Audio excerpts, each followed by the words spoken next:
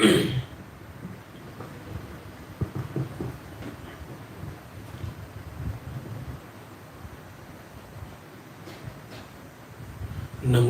अरिहन्ताणं नमो सिद्धाणं नमो आयरीयाणं नमो उवज्झायाणं नमो लोये सव्यसाहुणं मंगलम भगवान वीरो मंगलम गौतमो गणी मंगलम कुंद कुंदाद्यो जैन धर्मोस्तु मंगलम सर्वमंगल मांगल्यम सर्वकल्याणकारकम प्रधानम सर्वधर्माणां जैनम जयतु शासनम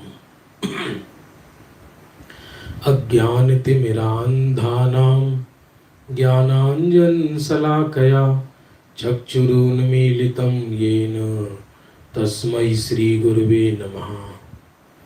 आत्मा ज्ञानं स्वयं ज्ञानं ज्ञानात् करोति किं परभावस्य कर्तात्मा मोहोऽयं व्यवहारिणाम्।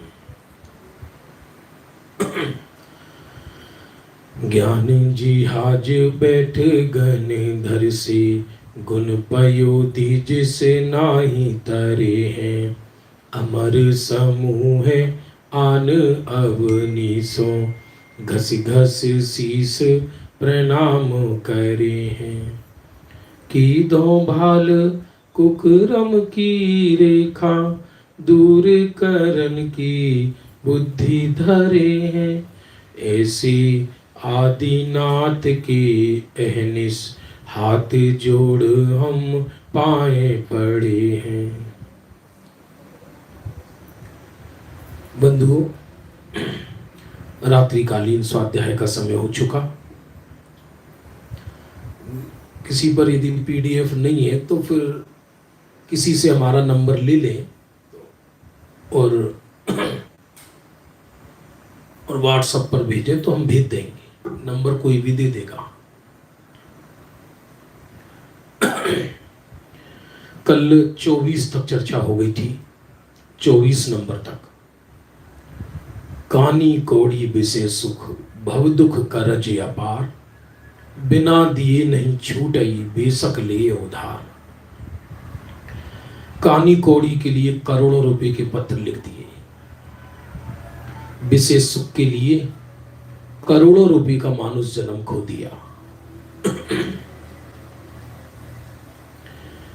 अब 25 नंबर छंद में ये बता रहे हैं कि जो जगत की विषय मस्ती है ना, जगत की, जिसको आदमी सुख कहता है, जो सन्निपात के रोगियों का रोग है, उसका वर्णन करते हैं।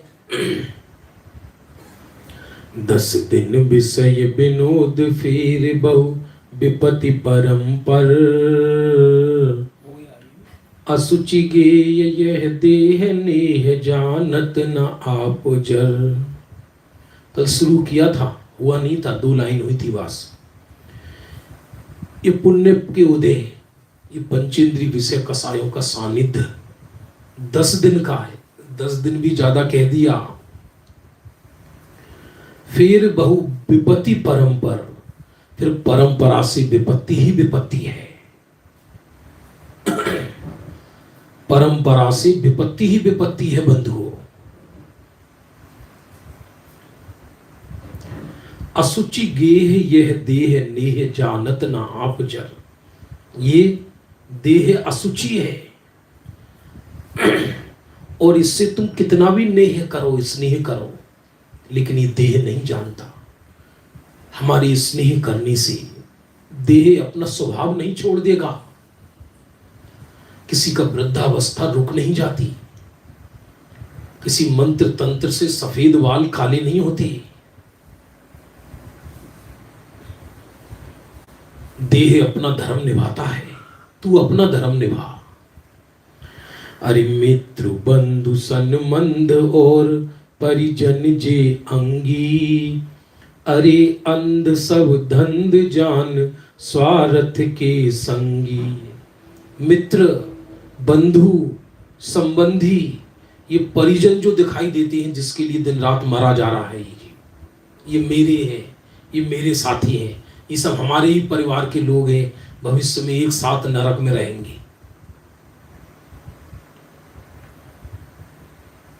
ये कैसा अंदर मस्तिष्क में षड्यंत्र चलता है जीव के अपने पराई का। अपना पराया सच्चा हो जाए तो कल्याण ही हो जाए, क्योंकि ये ध्रुव चैतन्य आत्मा मैं हूं, बाकी सब पर है। लेकिन एक अंधभेद विज्ञान चलता है जीव का। वो क्या है? पराई लोगों में ही किसी में हितकारी बुद्धि कर लेता है, किसी में अहितकारी बुद्धि। मित्र बंधु संबंध जे अंगी है, अरे धंध सब, अरे अंध सब धंध, जान स्वार्थ के संगी। सब अंधे हैं और सब स्वार्थ के संगी हैं। कफन नहीं डालने वाला कोई कफन भी।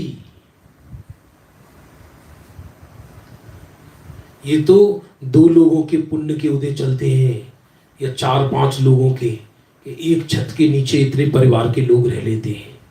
वरना तो पाप का उदय हो तो कंस ने अपने पिता को ही जेल में डाल दिया, उग्रसेन को। इस बार रविवार को कंस की कथा सुनाने वाले हैं।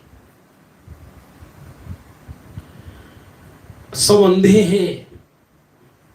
कोई किसी का, किसको क्यों पड़ी, कोई किसी का उपकार क्यों करे, वस्तु स्वरूप में है नहीं।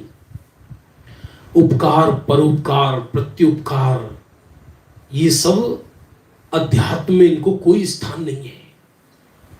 यहां तो कहते हैं एक समय की होने वाली पर्याय वो मेरी नहीं, पर्याय मेरा भी अवलंबन नहीं ले सकती, तो पर का अवलंबन कैसे ले? अरे अंध सब धंध जान स्वार्थ के संगी। सब अंधे हैं और सब अपना धंधा बनाने में लगे हैं।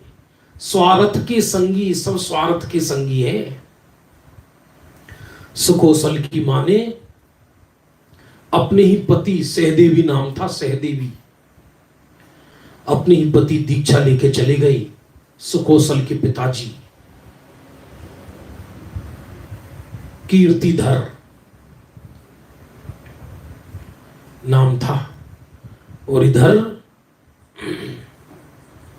मालूम किसी मुनिराज ने कहा, जिस दिन तुम्हारा बेटा तुम्हारे पति को देख लेगा मुनि अवस्था में, उसी दिन दीक्षा अंगीकार कर लेगा। राज्य में पहरा लगवा दिया, पहरा लगवा दिया कि घुस ना जाए महल उसके अंदर। बोलो कमाल हो गए। स्वयं के पति मुनि बन गए तो उनसे द्वेष हो गया। सब कहने की बातें हैं। लोग पंच परमेष्टि को नहीं छोड़ते तो हम तुम कौन चीज है? आदमी के अंदर बैर जागे तो अरहंत पर को भी ना छोड़े, अरहंत को भी। गुणवान अगुणवान होता क्या है? नहीं छोड़ा ना कमठ ने पारसनाथ को। ये बात अलग है कि पारसनाथ तद्भव मोक्षगामी थी, पर उसने तो मनमानी की ना अपनी। हमें ऐसा लगता है हम इतने अच्छे हैं, दुनिया हमसे बैर क्यों करती है? तुम अच्छे हो, कितना झूठ बोलते हो। अरे जिस दिन संसार में जन्म लिया उसी दिन निर्णय हो गया कि हम गंदे हैं, क्योंकि अच्छे होते तो संसार में जन्म क्यों लेते? अपनी अच्छाइयां प्रस्तुत करता है जगत में। जिस दिन मां के गर्भ में आया उसी दिन अपराध के फल में आया, अपराध के फल में आया संसार में। अच्छाई क्या है? हम में ऐसी अच्छाई है क्या जो जगत हमारा साथ दे? ऐसी अच्छाई है क्या? बताओ ना। किसी को एक रोटी भी नहीं खिला सकता व्यक्ति बिना स्वार्थ के।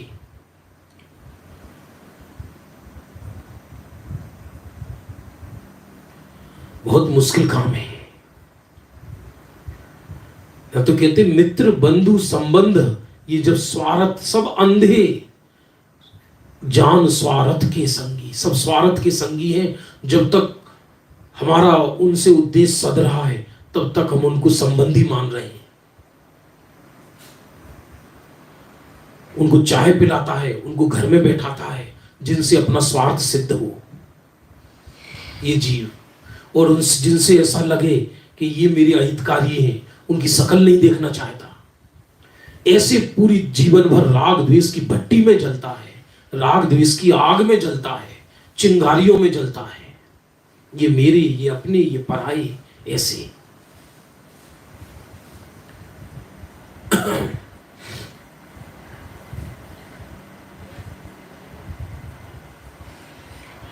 परिहित अकाज अपनो न कर, मूढ़ राज अब समझ उर।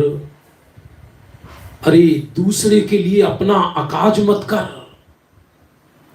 दूसरे के लिए अपना अकार्य मत कर, दूसरे के लिए अपना अकार्य मत कर। इसका अर्थ क्या कि कोई नरक निगोद में साथी आने वाले नहीं है साथ में। परिवार का एक भी जन साथ में जाने वाला नहीं है। एक भी जन परिवार का साथ जाने वाला नहीं है नरक निगूद में। कौन जाएगा? परिहित अकाज अपनो न कर, मूढ़ राज अब समझ उर। मूर्खों के राजा अब समझ, भूधरदास जी कह रहे हैं। मूर्ख और उनमें भी मूर्खादि राज। तज लोक लाज निज काज कर, आज दाव कहत गुरु। लोक लज्जा छोड़ दे, क्योंकि ये ध्यान रखना, जब जब हम अपना आत्महित साधेंगे, अपनी आत्मा का कल्याण करेंगे, तब तब लोक नीति छोड़नी पड़ेगी, लोक लाज। क्योंकि यदि लोक लाज रखी ना, तो जिंदगी भर लोग नहीं छोड़ेंगे तुम्हें। ये कोई ना कोई कर्तव्य लगे ही रहेंगे। अपनी शादी, फिर बच्चों की शादी, फिर पोते पोतियों की शादी, फिर उसका कर्तव्य, फिर उसका कर्तव्य। जिन आदमी 90-95 वर्ष का हो गया हो ना, तो सामने वाला अपना प्रयोजन साधना चाहता, ये नहीं देखता कि ये वृद्ध हैं, अब इनको हम क्यों बताएं ऐसी बातें, लेकिन अपना प्रयोजन साधेंगे। सज्जनता तो बहुत छोड़ो, दुष्टता भरी पड़ी है जीव में, दुष्टता, भारी दुष्टता। तज लोक लाज निज काज कर, आज दाव है कहते गुरु। गुरु कहते हैं आज तेरा दाव है, क्योंकि तुझे मनुष्य पर्याय मिली है, उत्तम कुल मिला है हमको, जिनवाणी मां मिली है, तत्व को समझाने वाले गुरुदेव मिले हैं। तो अपना कल्याण कर लो, और याद रखना आत्महित में ही परहित है। निश्चय से तो ना कोई किसी का हित कर सकता, ना अहित। फिर भी हमको ऐसा लगता है कि नहीं, दूसरे का हित तो करना ही चाहिए। तो जो आत्महित करता है वो ही परहित कर सकता है। जो आत्महित नहीं कर सकता वो दूसरे का हित नहीं कर सकता। जो स्वयं तैरना नहीं जानता, वो नदी में डूबते लोगों को कैसे पद्दी पर बैठा कर किनारे लगाएगा। जिसकी नाव में खुद छेद है, उस नाव में कोई बैठेगा तो होगा क्या?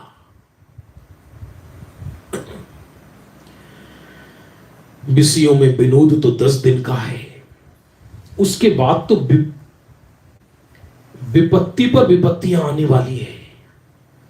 विषय विनोद का साधन ये शरीर असुचि ग्रह है, अचेतन है, जीव द्वारा किए गए स्नेह को समझता तक नहीं है। हम जड़ बिल्डिंगों में मोहे मोहब्बत करते हैं, ये मेरा मकान, उन मकान की बिल्डिंग तो जानती भी नहीं कि हम किसके मकान, किसकी दुकान, वो तो जड़ है। मित्रजन, बंधु बांधव, कुटुंबी, समस्त रिश्तेदार, नातेदारों के व्यवहार अज्ञान जन्य दुखदाई है।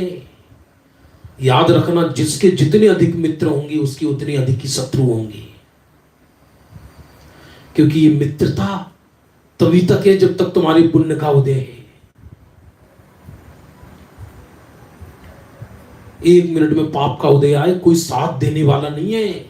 साथ देने वाला, लोग बताते हैं, हर्षद मेहता, एक समय ऐसा था हर्षद जी का कि जब घर से निकलते थे, यदि चेहरे पे प्रसन्नता हो तो शेर के भाव बढ़ जाते थे, यदि चेहरा लटका हो तो शेयर के भाव घट जाते थे, शेयर किंग कहलाते थे, शेयर किंग। अंतिम अवस्था कैसी हुई कल्पना नहीं कर सकते। अंतिम अवस्था कैसी हुई। फिर कोई नहीं गया साथ निभाने, कोई नहीं गया साथ निभाने। अरे दुनिया को तुमसे प्रेम है, इस भ्रम में मत रहना। ये जगत जन तैयार बैठा रहता है, कोई उन्हें दोष नजर तो आए, अंदर से ऐसा लगेगा कि इनको हमारे प्रति कितनी मोहब्बत है, कितना प्रेम है, ये हमें कितना चाहते हैं। अरे अनंत गुणों को भूल जाएंगे, तुम्हारे एक दोस्त को ऐसा झंडा फहराएंगे।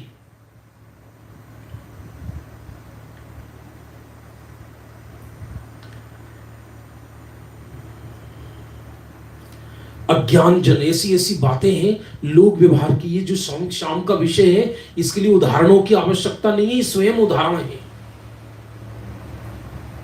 ऐसे ऐसे कोरोना काल में वाकया देखने को मिले हैं। डॉक्टर ने कह दिया श्वास श्वास यानी फेफड़े सड़ गए हैं, बिल्कुल सड़ गए हैं फेफड़े, कुछ नहीं बचा। तो अब तो आईसीयू में पैसा देना बंद कर दिया और वहां से भाग गए कि अपने आप खत्म हुआ जाएंगे। छोड़ो, जवान जवान पत्नी को कोरोना हो गया, डॉक्टर ने कहती बचने की हालत नहीं है। तूने सोचे बचने की हालत नहीं तो पैसा देने से क्या लाभ है। अब डॉक्टर मांगेंगे तो कहां से मांगेंगे, इसलिए फोन बंद कर लिए। और डॉक्टर भी इलाज क्यों करेगा, उन्होंने भी भरोसे छोड़ दिया, ऑक्सीजन निकाल दी, प्राण निकल गए। क्या हुआ, 7 फेरे 7 वचन, क्या हुआ। सब कहने की बात है। पूरा विश्व धूर्ताई से चलता है, धूर्ताई से। सब स्वार्थ के सगे हैं, अतः हे मूल राज, दूसरे के लिए अपना नुकसान मत कर। ये कोई स्वार्थ की विद्या नहीं सिखा रहे, ये परमार्थ की विद्या है। अपना आत्महित कर। अब तो अपने हृदय में समझ। गुरुवर कहते कि आज तुझे अच्छा अवसर प्राप्त हुआ है, अतः लोक लाज का त्याग कर आत्मा का कल्याण कर ले। लोक लाज का त्याग कर आत्मा का कल्याण कर ले। और जो लोक लाज में रहेगा उसका कल्याण संभव नहीं है। खुद ने रात्रि भोजन छोड़ दिया, अब जिससे प्रयोजन सद रहा है वो मान लो घर में आया तो उसको रात्रि में खिला रहे हैं, खाइए, अरे सब खाइए खाइए खाइए खाइए, क्योंकि नरक चलेंगे हम आपके साथ। कौन सी लोक लाज रखना चाहता है।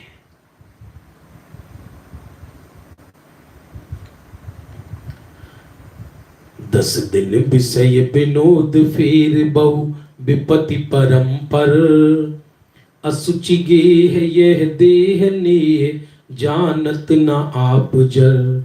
मित्र बंधु संबंध और परिजन जे अंगी, अरे अंध सब धंध जान स्वार्थ के संगी। परहित अकाज अपनो न कर, मूढ़ राज अब समझ उर। तज लोक लाज निज काज कर, आज दाव है कहते गुरु। अब आगे 26वां बताते हैं, सावधान करते हैं जीव को कि तू कल्याण कर ले। क्या करते हैं, अरे जोलो देह तेरी काहू, रोग सो न घेरो जोलो। जरा नाही नेरी जासो पराधीन परी है। क्या भूधर दास जी के चित्त में वैराग्य होगा, कल्पना नहीं कर सकती। जब तक तेरे शरीर को, हमारे शरीर को रोगों ने नहीं घेरा। जरा माने बुढ़ापा तेरे पास आकर तुझे बुढ़ापे ने पराधीन नहीं किया। गुरुदेव कहते थे जवानी धर्म करने की ऋतु है। नई नई उम्र के लोग, लड़के, अरे अभी तो हम जवान हैं, देखो हमसे इतनी धर्म की बातें मत करो, जब नरक में चले जाएंगे तब करना। नरक का ही विश्वास नहीं है, अरे नरक का विश्वास ना हो, त्रियंच गति तक का तो है जो साक्षात दिखाई दे रही है। ये जो गली मोहल्लों में कुत्ता बिल्ली घूम रहे हैं, ये पूर्व की हमारी ही पर्याय हैं, ये हमारे रिश्तेदार घूम रहे हैं। कुकरी सुकरियां डोल रही हैं जो विष्टाओं में पड़े हैं, सड़कों पे गाय मरी पड़ी हैं, दुकानों पर जिंदे मुर्गे जले हुए पड़े हैं। अरा जिंदगी खाले खींची जा रही है। ये सब हमारे ही बिरादना के फल है, ये पूर्व के हमारे ही संगी साथी हैं सब। हम वो सब पर्याय पार करके आ गए हैं, लेकिन भूत का विश्वास नहीं है तो भविष्य का कहां से होगा। तो कहते जब तक तेरे को रोग ना ग्रहण कर ले, एक रोग यदि व्यक्ति की आत्मदृष्टि ना हो, कोई सत्य मार्गदर्शन वाला, एक रोग जन्म बिगाड़ने के लिए पर्याप्त है। एक रोग अकेला, सारी जिंदगी उसी रोग का इलाज। शुगर रोग हो जाती किसी को, बस अखबार देखेगा तो यही देखेगा कि शुगर की दवा आई है क्या, टीवी देखेगा तो यही देखेगा कोई शुगर की दवा आई है क्या, कोई योगाचार्य आएगा तो कोई पॉइंट बता दो शुगर का, लेकिन शुगर खाना नहीं छोड़ता। ये देखना,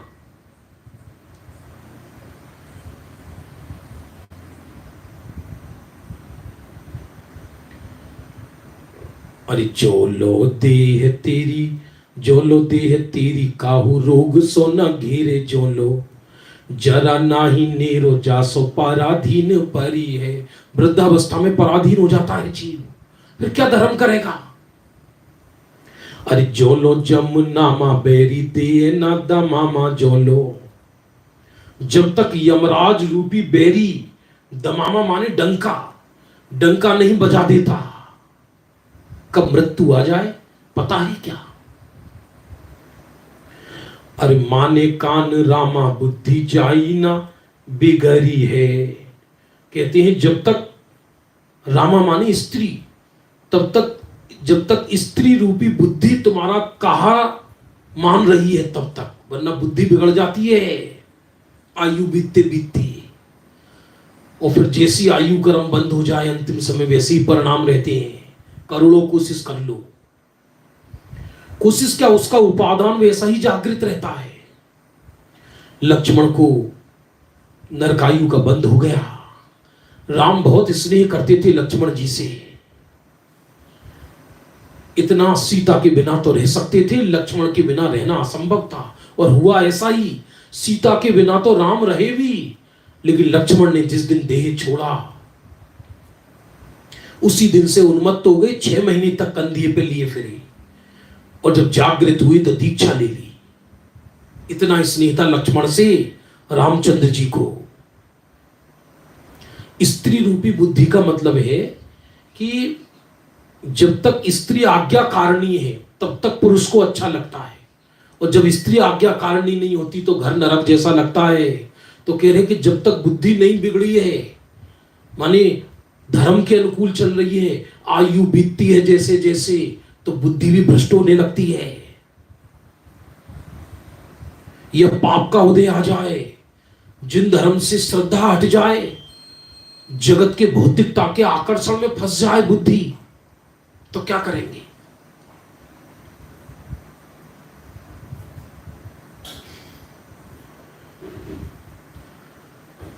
ये कहते हैं कि जब तक बुद्धि आज्ञाकारी पत्नी, बुद्धि रूपी आज्ञाकारी पत्नी बिगड़ ना जाए, उससे पहले पहले तुम अपने आत्मा का कल्याण अवश्य कर लो। जो लो जमुनामा बेरी दे ना दमामा, जो लो माने कान रामा बुद्धि जाई ना बिगड़ी है। जब तक स्त्री रूपी बुद्धि बिगड़ ना जाए तब तक कल्याण कर लो।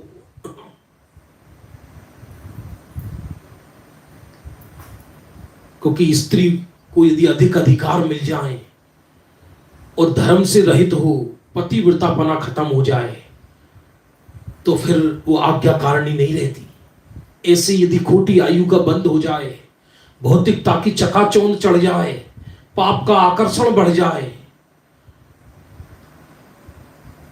तो व्यक्ति की बुद्धि दुर्बुद्धि हो जाती है। तब तक आत्म कल्याण कर लो, अन्यथा बाद में तुम्हारी शक्ति क्षीण हो जाएगी। उस शरीर का और परिणामों का निमित्त नैमित्तिक संबंध है। अब जिसने कल्याण नहीं किया, अंतिम समय शक्ति क्षीण हो जाती है। पूर्व के कोई संस्कार लाए नहीं, जवानी ग्रस्तावस्था सब हाय हाय में निकाल दी, हाय हाय में धर्म ध्यान नहीं किया, लौकिक कर्तव्य निभाने में मर गई।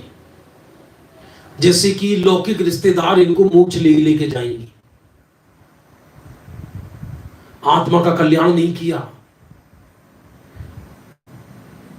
तो तब क्या कर पाओगे। तो लो मित्र मेरे निज कारज सवार ले रे, पौरुष थकेंगे फिर पीछे कहा करी है।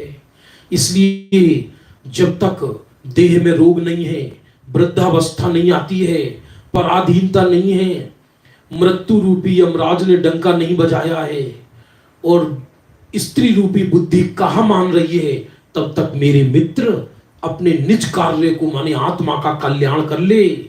फिर जब पौरुष थक जाएगा, पुरुषार्थ थक जाएगा, शरीर साथ नहीं देगा, गिरा ही गिरा लगेगा शरीर, पीछे कहा करी है। अरे अहो आग आए जब झोपड़ी जरने लागी, अहो आग आए जब झोपड़ी जरने लागी। अरे जब आग से झोपड़ी जड़ने लगी, कुआ की खुदाए तब कौन काज सरी है। कुआ के खुदाने से फिर कौन सा कार्य सधेगा। हम ये सोच रहे हम नया पुण्य बांध रहे हैं, नया पुण्य नहीं बांध रहे, पुराने पुण्य को छीन कर रहे हैं। हम कोई नया भया पुण्य नहीं बांध रहे, पुराने पुण्य को छीन कर रहा है।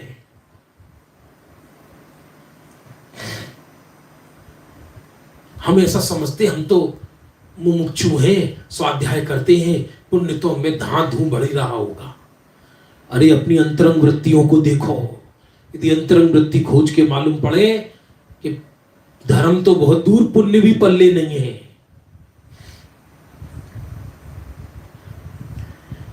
आग से झोपड़ी जलने लगे तब कुआं खुदाने से क्या लाभ होगा, कोई लाभ होने वाला नहीं है।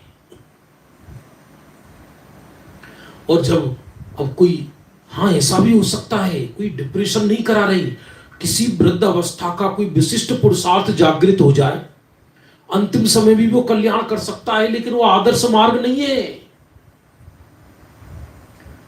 बुद्धि पूर्वक इस काल में कोई पूर्व जन्म का धर्म तो लाता नहीं साथ में। इस काल में सम्यक दृष्टि पैदा नहीं होते, सम्यक तो साथ लेकर नहीं आते।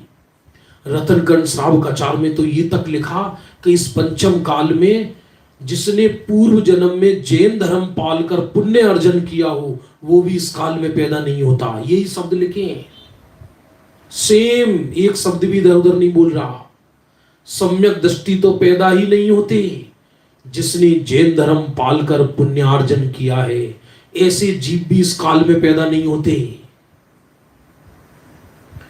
तो कोई पूर्व का संस्कार तो लाए नहीं, नया सारा कुछ करना है और उसमें जवानी निकाल दी, बालपन में ग्रस्तावस्था, ये सब लूटने में, जगत को धोखा देने में, छल प्रपंच करने में निकाल दी, परिग्रह बढ़ाने में। और अब वृद्धावस्था आई तो वो जो संस्कार पुराने थे वो एक साथ आते हैं वृद्धावस्था में, वही साथ, वही संस्कार, वही नजर आते हैं वृद्धावस्था में। हम वृद्धावस्था में कार्य करेंगे, 60 वर्ष के बाद जब रिटायर्ड हो जाएंगे तब कल्याण करेंगे। कोई गिनती वाला मिलेगा, गिनती वाला मिल नहीं सकते, क्योंकि जो पहले संस्कार थे वो ही बाद में रहते, तब उससे पहले ही आयु कर्म अधिकतर ज्यादातर बंध जाती है। क्योंकि आयु के 2 भाग बीत जाने पर तीसरा भाग जब शुरू होता है तो आयु बंधने के अवसर आ ही जाते हैं।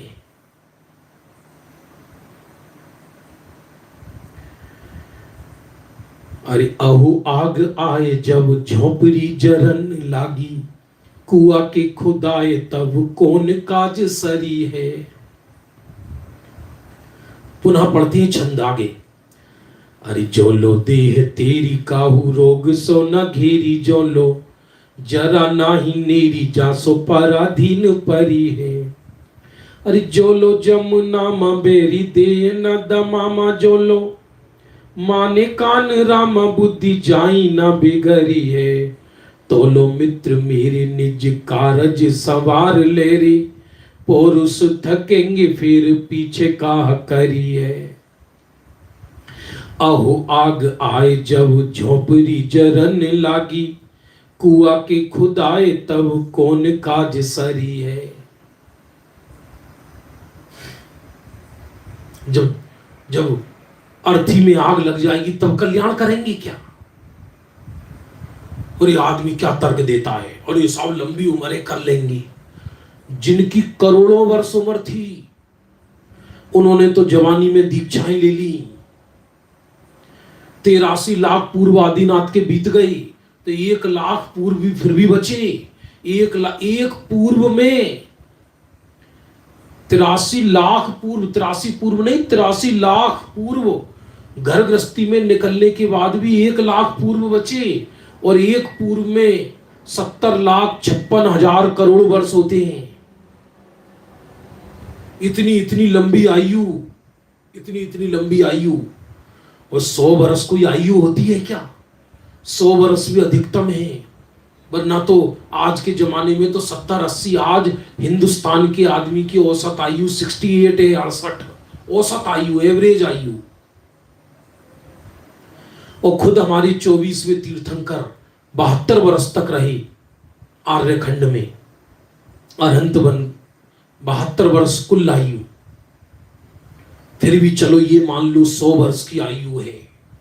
हम लोग मान लो अधिक पुण्य करके आए हैं, चलो 100 वर्ष जिएंगे।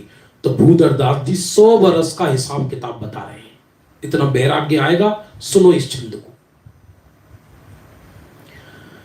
सोही बरस आयुता का लेखा कर देखा सब, आदि तो अखारती ही सोवत बिहाय रे।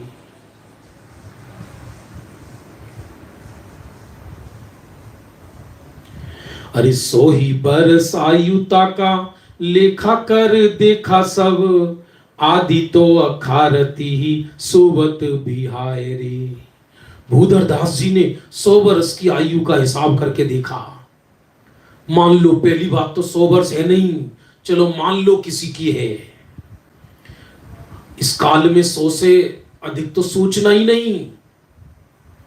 100 भी बहुत कम की मिलेगी, 100 में से 1 की मिलेगी 100। बाकी तो 70-80, 60-70-80। और अभी कोरोना में तो पता ही नहीं।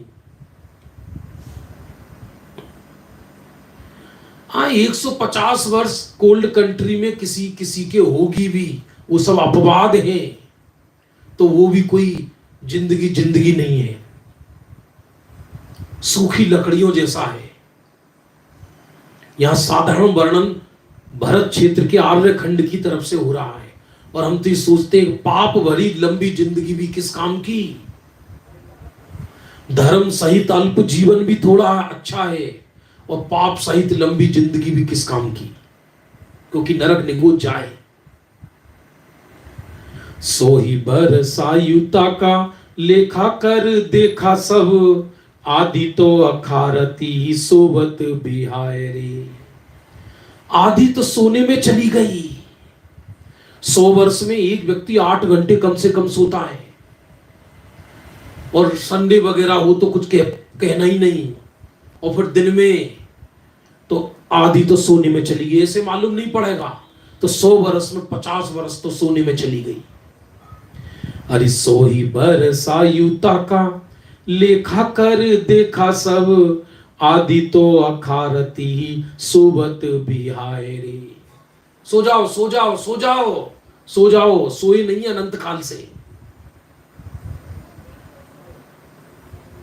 और आदि में अनेक रोग, बाल वृद्ध दशा भोग, और हु संयोग केते ऐसे बीत जाए रे। और आधी बची जो, आधी तो सोने में गई, आधी उम्र बची, दिन जिसे कहते हैं अपन, उसमें बाल अवस्था, वृद्धावस्था, ये दोनों अवस्थाएं तो धर्म करने योग्य ही नहीं है, होता ही नहीं है इसमें किसी का धर्म। अरे आदि में अनेक रोग, बाल वृद्ध दशा भोग, और हु संयोग कहते ऐसे बीत जाए रे। वृद्धावस्था बाल अवस्था ऐसी गई, अब बीच की जो जवानी बची, जवानी जो बची, उसमें कोई कमाने में, कोई खाने में, गोबर के पहाड़ इकट्ठा करने में धस रहे हैं हम, गंदगी में, और अपने को चतुर मान रहे हैं। चतुर जो व्यक्ति जिसको जितना अधिक लूट सके वो उतना बड़ा विकसित पुरुष कहलाने लगा है। मायाचार, छल, प्रपंच, काल ऐसा आ गया। बहुत चतुर है साहब वो, बहुत चतुर है, बहुत चतुर है, एक साल में बहुत कमाया है, बहुत चतुर है। और मान लो कोई सुबह शाम तक 5, 6, 8 घंटे स्वाध्याय आदि में लगाए, अरे साहब ऐसा ही है जिंदगी, यूं ही पेज खोल के बैठ जाता है, काम ना धाम कुछ। अरे आदि में अनेक रोग, बाल वृद्ध दशा भोग, और हु संयोग कैसे ऐसे बीत जाए रे। अरे हमारे स्मारक में जब हम साथ पढ़ते थे, टोडरमल स्मारक में, हमारे साथी बहुत से लोग, उनको अब हम देखते हैं तो हमें लगता अरे यार ये तो बुढ़े हो गए, वृद्ध हो गए, ये तो उनको हम वृद्ध लगते हैं, हमको वो वृद्ध लगते हैं। हर व्यक्ति दूसरे की आयु ज्यादा आंकता है, अपनी कम आंकता है। उसको ऐसा लगता है अरे रे रे रे रे, तो अभी ये तो जवानी, तुम भैया जवानी में कैसे हो गए हो? काहे की जवानी? आत्मा तो जल रही है ईर्ष्या में, आत्मा तो जल रही है आरंभ परिग्रह में, चर्चा धर्म की, और तृष्णा ऐसी है कि पूरे जगत को लूट के अपने घर में भर ली।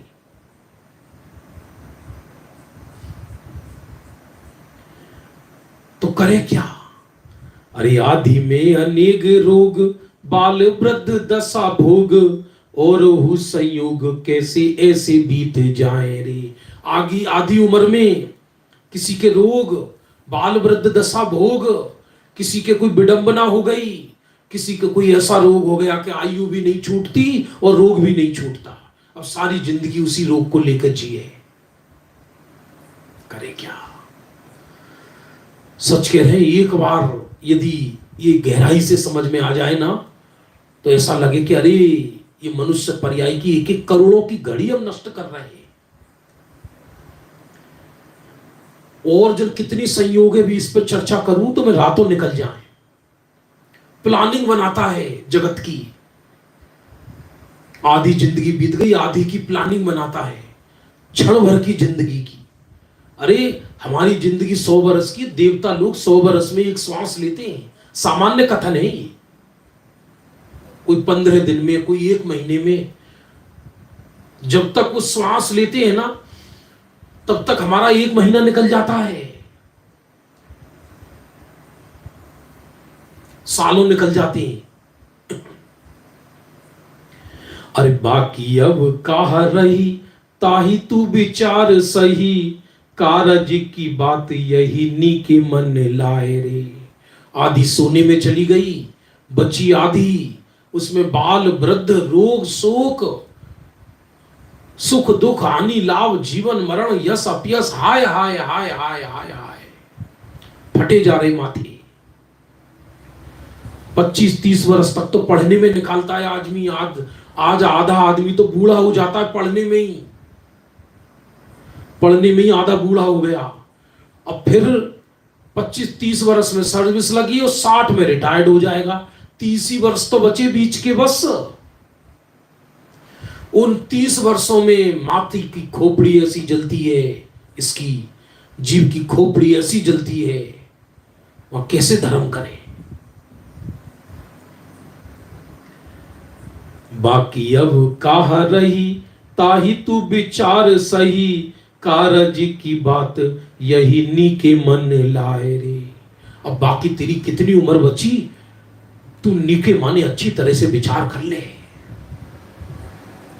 अरे खातिर में आवे तो खलासी कर इतने में। बहुत सुंदर है। भूधरदास जी कहते हैं कि भैया यदि तुम्हें हमारी बात अच्छी लगी हो, खातिर में आवे तो खलासी कर इतने में, तो तू जल्दी मुक्त हो जा, आत्म कल्याण के मार्ग में लग। यदि तुझे हमारी बात अच्छी लगती हो, और यदि बुरी लगती हो तो भावे फंसी फंद बीच दोनों समुझाए रे। फिर तेरी मर्जी है कि तू संसार के फंदों में फंस, फिर तेरी मर्जी है कि तुम फंसे रहो भव फंदनों में। हमने तो तुम्हें समझा दिया। इसमें हर पर उपदेश कुशल बहु तेरे। इसमें ऐसा भी हो सकता है कई लोग ये विचार रहे हो कि भैया पंडित जी बोल रहे हैं, खुद तो देखें, ऐसा ही है, मेरे द्वारा बोलना सरल है इसको, लेकिन इस चीज को जीवन में लाना सरल है, कठिन है। गाथाएं गाना, पढ़ना, सुनना सरल है, क्योंकि वहां कुछ छोड़ना नहीं पड़ रहा। और जब वैराग्य की विषय की बात आती है, तब भेद विज्ञान के छल से इस जड़ आरंभ परिग्रह को लेकर साथ मरना चाहता है।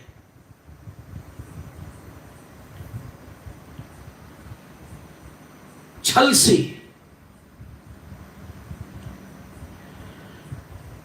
बड़ा गजब का छंद है ये। 100 वर्ष की आयु का हिसाब किताब बताया है भूधरदास जी ने।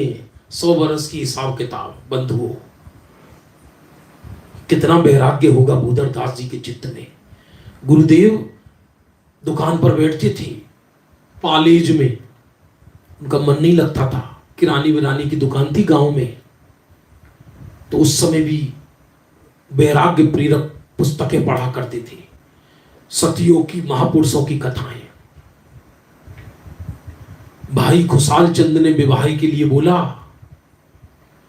बोले अब मैं इस दुकान में नहीं रहूंगा घर पे, अब तो मुझे दीक्षा लेनी है, क्योंकि काजल की कोठरी में केसो सयानो जाए, एक लीख लागे है पे लागे है पे लागे है। काजल की कोठरी में कैसा भी सयाना व्यक्ति चला जाए, कहीं ना कहीं दाग लगाएगा ही। खुशाल भाई ने बहुत समझाया, तुम ब्रह्मचर्य से ही घर पे रहो। भाई मेरे बस की नहीं है, मैं भार नहीं ढो सकूंगा। घर में रहेगा तो घर गृहस्थी संबंधी जो बिगाड़ सुधार होगा, उसमें विकल्प आएंगे ही आएंगे। किसको विकल्प नहीं आते? ऊंट पे सवारी करे और कहे मैं हिलूंगा नहीं, ये कैसे संभव है? इसलिए गुरुदेव कभी कभी करुणा करके कहते थे, निवृत्ति लेके आत्म कल्याण के मार्ग में लगो, निवृत्ति लेके आत्म कल्याण के मार्ग में लगो। पर निवृत्ति वो भवबंध ना बन जाए, ये और समझ लेना। निवृत्ति का अर्थ जगत को उपदेश देना नहीं है। निवृत्ति का अर्थ विशुद्ध आत्म कल्याण है। फिर से पढ़ लेते हैं छंद को।